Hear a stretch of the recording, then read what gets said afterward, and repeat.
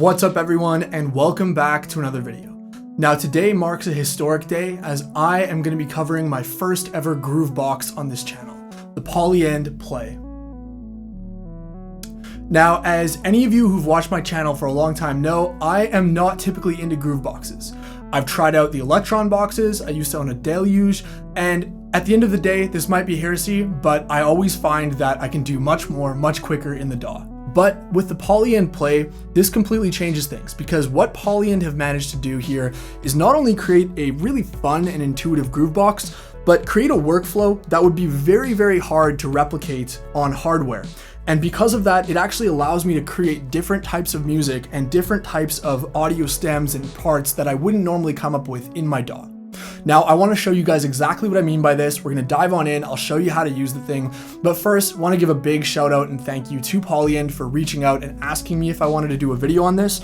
At first, I wasn't sure because I don't normally cover Grooveboxes, but I'm honestly really happy I did because this has turned out to be one of the most fun things I've ever covered on this channel. As always, thanks so much for watching. Please remember to hit like and subscribe, and let's get started.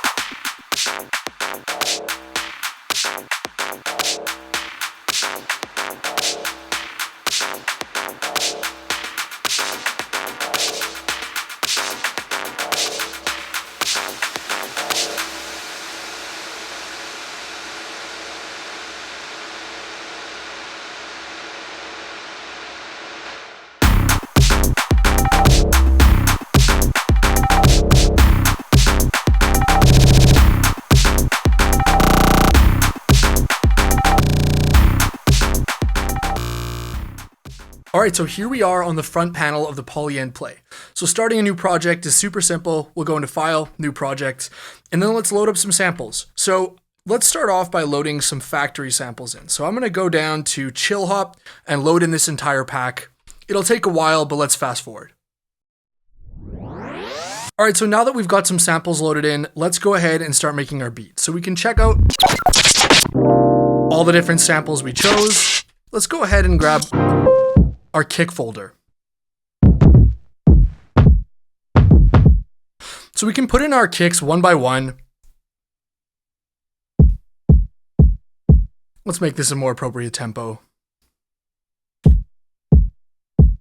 Or more interestingly, we can actually go into fill here and either do stuff like random, which is pretty random for a kick, or we can actually go into these preset modes here. So let's grab some kick dub. We can randomize the sample again.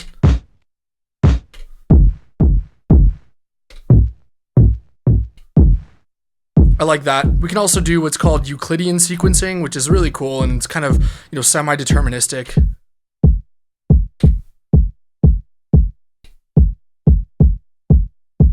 I kind of like that actually, and we'll go back to our original kick sample. I like that one the best. So let's do the same thing for a snare. So let's go ahead and fill with a snare.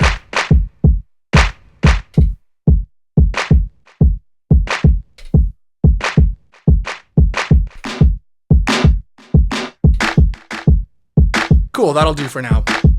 Let's go ahead, we'll do our hi-hats kind of traditionally here. Let's go ahead and make a bunch of hi-hats. So we'll go into our samples.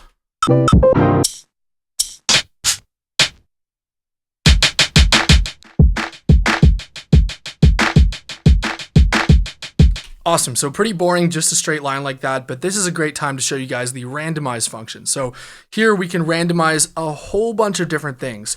So let's start off by randomizing the sample in our hi-hat folder.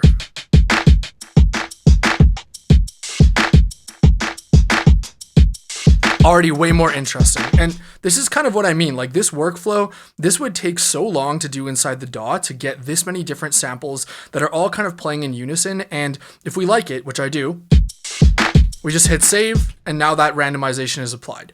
So let's do some more randomization. Let's do, let's see here. Let's randomize the pitch of these hi-hats. Nice. Let's go randomize the volume. Randomized. And then there's these fantastic parameters, which we'll come to later, I promise, called Nuke and Duke Nuke, which just randomize a whole bunch of stuff at the same time, and they can absolutely transform your song. Okay, so before we get into some of the more unique and kind of like generative random side of the drum sequencing, let's put in some sort of melodic lines so we have some context. So I'll start with a bass. So let's go in here, go in our folders.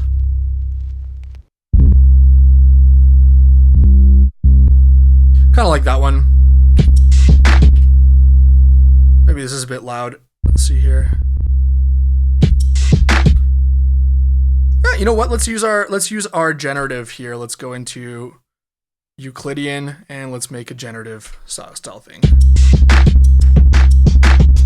That sounds dope already. Cool. I'm grooving with it.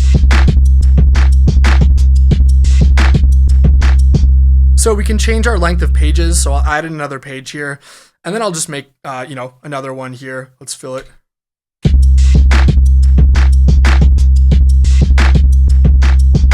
We can then change our note.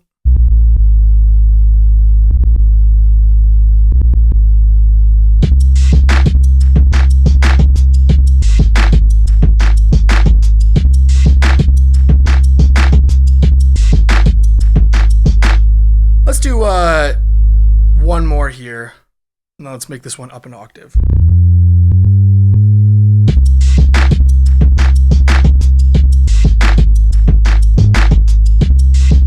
Fire, I'm liking that. And then let's grab for our last section here, let's take some sort of, let's call it like a lead or a...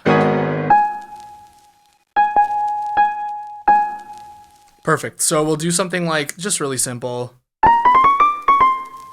You know what? Let's do a pattern again for this. Let's to show you guys how. So let's do another Euclidean pattern. Let's maybe go fill.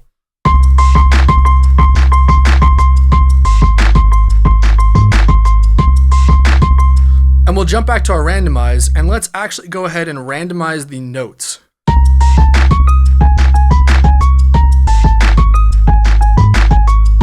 So you're probably thinking that doesn't sound very good so far, but watch this. So if I save in that randomization, jump over to our master settings here and go into scales. And right now this is just playing a C. These bass notes are playing C's and G sharps. So that's going to be in the key of C minor, but there's a whole bunch of different scales and keys we can choose. So let's go into here, and this is going to quantize our melody into C minor. So now it should sound much more harmonic.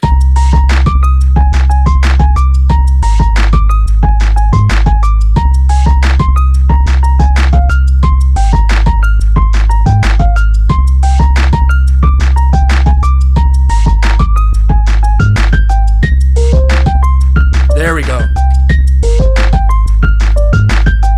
Let's go ahead and add some reverb, some delay, some filtering.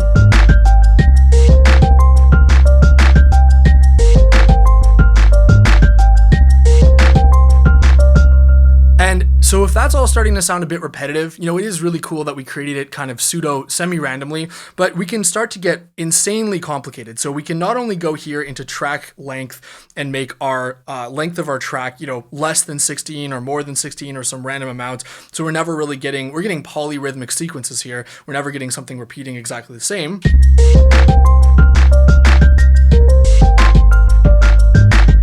Already so cool.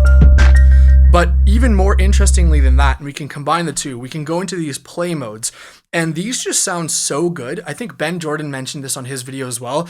I'm not sure if they're random or semi-deterministic, but you just sort of get these incredible like chopping up and rearranging of your beats and your sounds and your melodies in a way that almost always sounds musical. So if I start to play around with these just on our lead.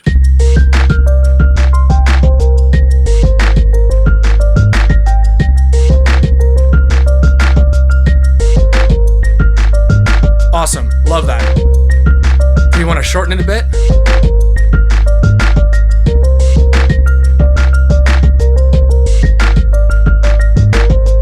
It's a bit crazy for me with the polyrhythmic, but I'm loving just keeping it on this go play mode. So let's do one more line here. Let's just do something kind of random. We'll just literally put in like random notes here to show you guys how cool this is. We'll solo. This is a solo button, by the way. This is a mute button. So we'll solo this. Let's go into a folder. Let's go to percussion. So grab some reverb and delay. Let's go back to our randomize and we'll do our Duke Nukem here. So this is going to randomize a whole bunch of stuff about this track at the same time.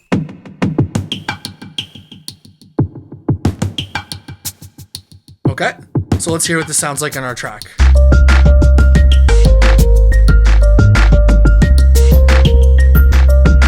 Like, so creative and cool, right? Let's save that in. For this one, we will make our track length a little lower, and then we'll choose another one at random. Let's choose Funkster. That sounds cool.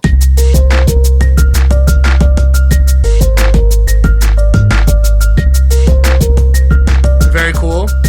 We'll grab our chance so we can create a chance of how often these notes actually hit.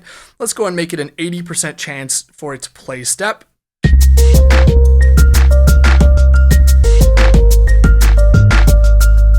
I'm liking that track.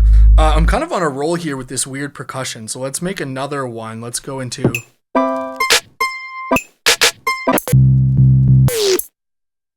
Let's do another hi-hat track.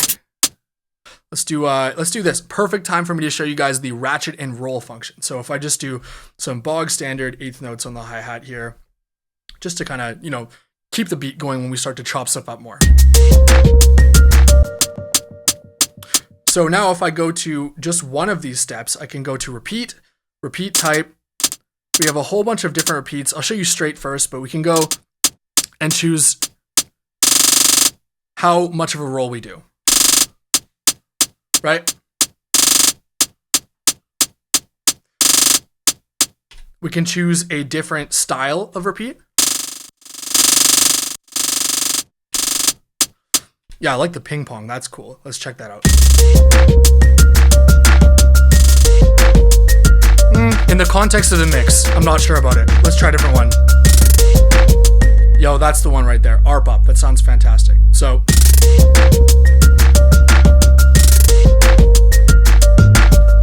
And for our last track here, this is our final track, we are going to try and grab something to add atmosphere. So let's go into... we'll turn that off. So do we want a piano?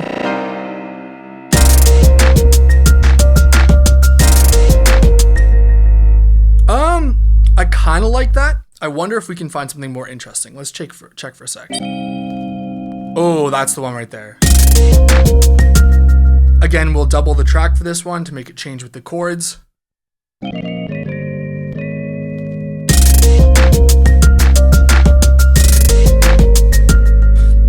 Not loving it there, so why don't we change the sample?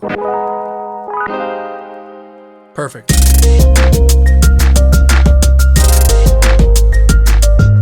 Beautiful. We'll grab this channel by itself, and let's see if we can make some interesting stuff with the effects.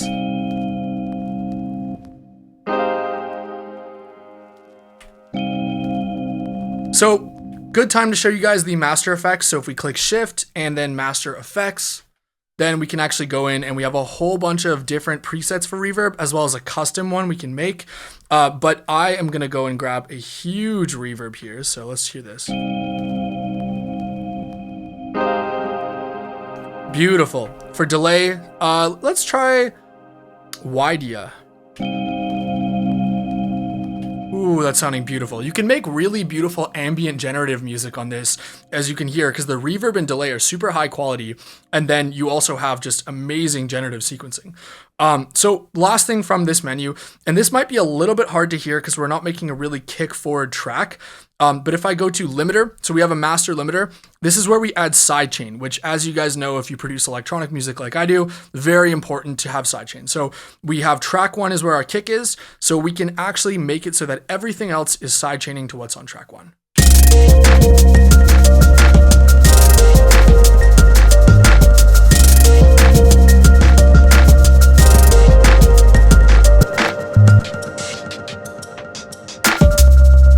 I don't know about you guys, but that's sounding pretty sweet, to be honest.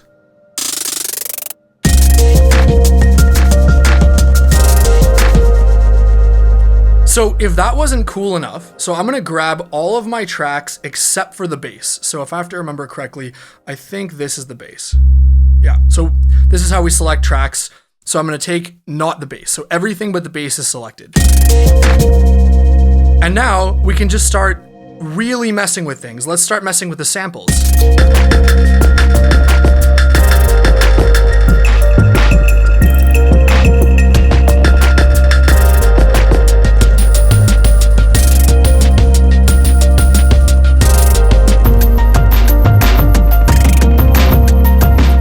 Like, how cool is that? Let's start messing with the Duke Nukem here and go crazy.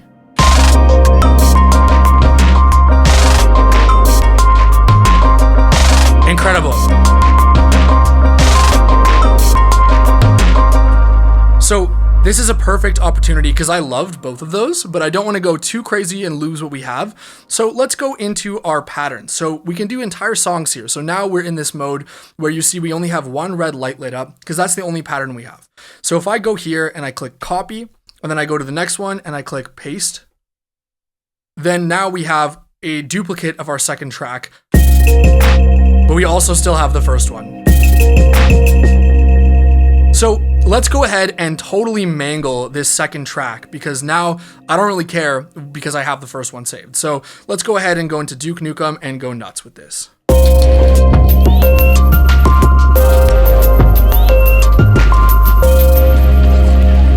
Amazing. So let's go ahead and copy the pattern again. I like that.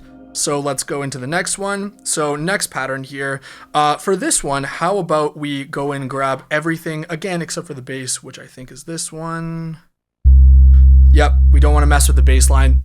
The reason for that is you want some sort of, in my opinion at least, you want some sort of just general harmonic kind of like anchor so that you know where your song's going. But let's go into here and let's use this amazing play mode that I was telling you about. So notice how it's not telling you the names because they're all playing different ones. So we're just going to totally mangle this. So listen to how this sounds. We probably want to have things playing besides the bass.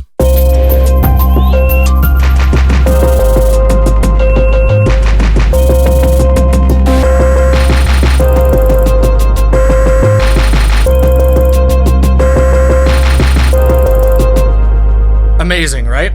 So now the last thing I want to show you guys, so this video doesn't end up being like 40 minutes long, is now that we have our three patterns, we can choose between them. I'm going to show you guys the perform mode, which if you saw the intro jam, this is what I was using to kind of make the song real time into a performance.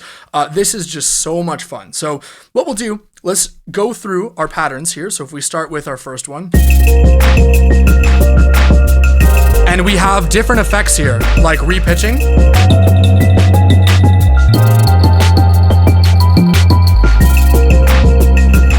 You can have that so it only affects certain things.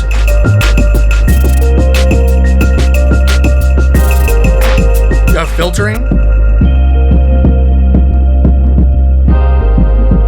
High pass filtering.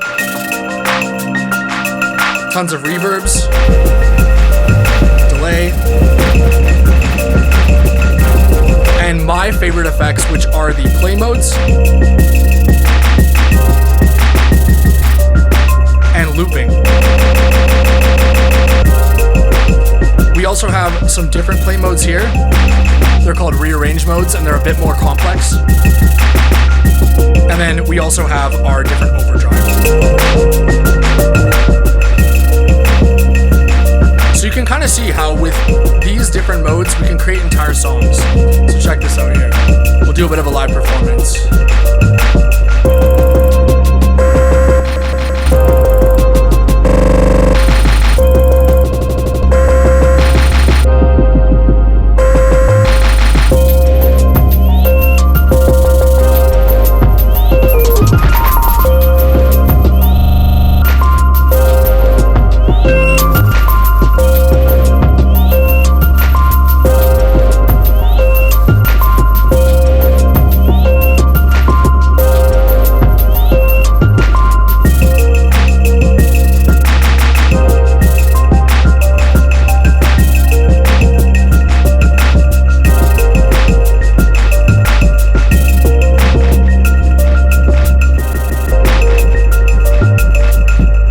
Anyways, I could do that all day, and there's still so much I'm not even touching on. For example, we are able to live record things, and if we connect a MIDI controller or use this as a sequencer for our external gear, you can import in your own samples. Between pages, you can have entirely different songs with different samples.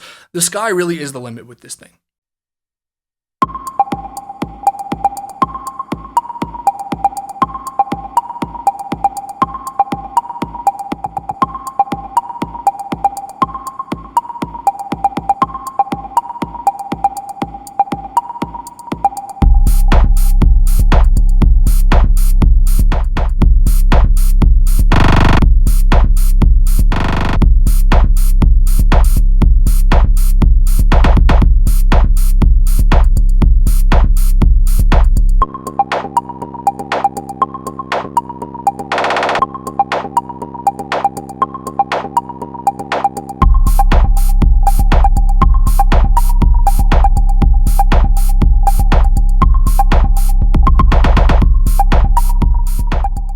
So as always in my videos, I like to do some pros and cons.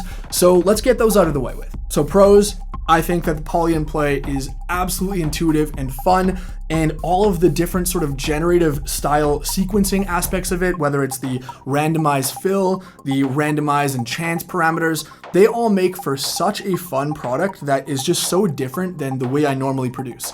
I found myself exporting out stems of beats I made on the Polyend play to later use in songs in my DAW, and this hybrid setup just works so well for me. But you can also make entire songs in the play.